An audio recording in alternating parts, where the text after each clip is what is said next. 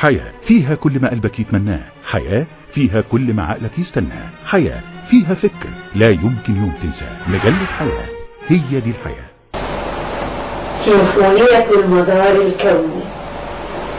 يا باعث الأنغام، يا باعث الأنغام لا تبارد السماء في صلاتها، للشمس والأقمار والنجوم دورة، لا الليل سابق النهار لا ولا، شموسه في طلعة الأقمار تدرك، فالشمس إن تغلقت تألقت، والشمس إن تألقت تغلقت ليفرش الظلام دربه على أهدابها، للبدر والنجوم طلعة تخافتت أضواؤها، ترتب المجال في السماء للشموس كي يعود سحرها سبحان من تعاظمت صفاته في عدل عدلها.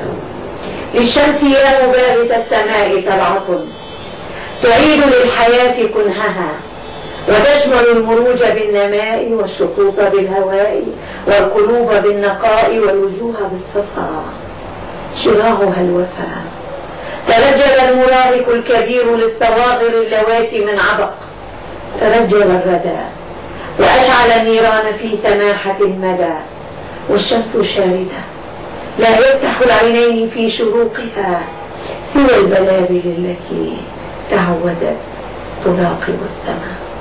تآمر المكان والزمان والأمان ما ابتدى، تآمر الوجهين ضد الطير انشدى، وأثبت الجمال والمثال حين غرد الصدى.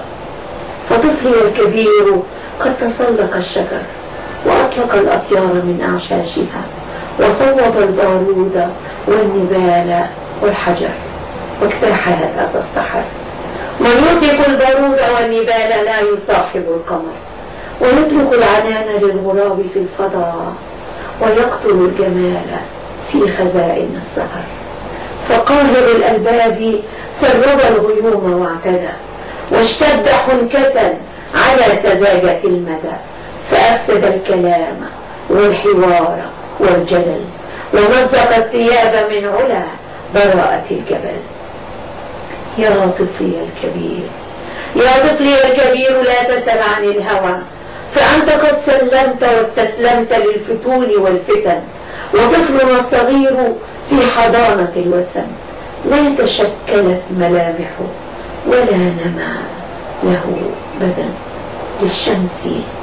للشمس يا معانق المواد طلعة تحول الجليد قطرة، وتنطق التمثال لو حجر، وتخطف القلوب والنظر، يدب في البذور دفئها فيولد الشبر. طهورة إشعاعها يطهر المياه والجباه في خطر. يا قاهر الألباب، يا قاهر الألباب، يا من أفسد الوئام هلا تمتنع، من يشعر الحروب لا يعانق السلام، وعاشق الجمال ليس في غضونه انتقام، من جسس الأزهار من جذورها يزاوج العدم. وكيف من فرق الأوراق عن غصونها عيونه تنام. عزة اللبلاب في صيف المساء أرواحنا عندما نحب، وبلبل بصوته الخلاب غنى وانتشى برنة الكمان عندما أحب، يسابق الهواء في تحريقه، يسبح الإله في تغريده، وذلك الإله إن أحل في قلوبنا بكت له انتشاء. بالمر منه نحتسي إن ضاع في عب الدهاء، لأنه الإله الآمر يقلب الأهوال فينا كيفما يشاء. لذلك الحب الإله الآمر تزينت عناقيد العنب، واهتزت السماء في بروجها فأمطرت ذهب، واختالت النجوم في أفلاكها تصافح القبب، ألماسها يرفه البهاء في المدار يعزف الطرب.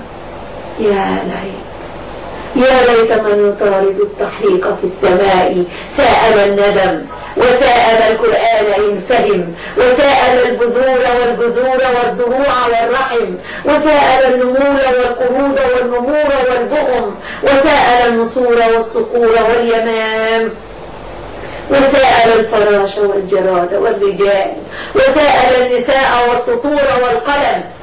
بأي ثوب تلبس الحياة؟ بأي شكل خلق الأحياء من عدم؟ أم انتهاك الأرض والأعراض تقطف المنى؟ أم اقتناص الصقر لليمام ترفع السماء؟ الثور في أرض السراع إن تكاثر طعامه قاتل مقاتل أو ميت، هل لا يهاجر المباغت؟ يا ليته احتكم وجاوز الندم وسأل القرآن إن فهم. بأي ثوب تلبس الحياة؟ بأي شكل خلق الأحياء من عدم؟ سبحان من تسامت الأسماء كلها باسمه، أسماؤه الحسنى التي بالنبل ميزت ملامح البشر، باسمه المعز والمذل والعظيم والرحيم والعليم والكريم والمهيمن القدير والعلي والسميع والحكم. تفارقت غرائب القدر. سبحان من تخلقت صفاته في نفسه، سبحان من أعجز العقول والعلوم والحكم، وخلق الأزواج كلها من الذي لا ينعدم.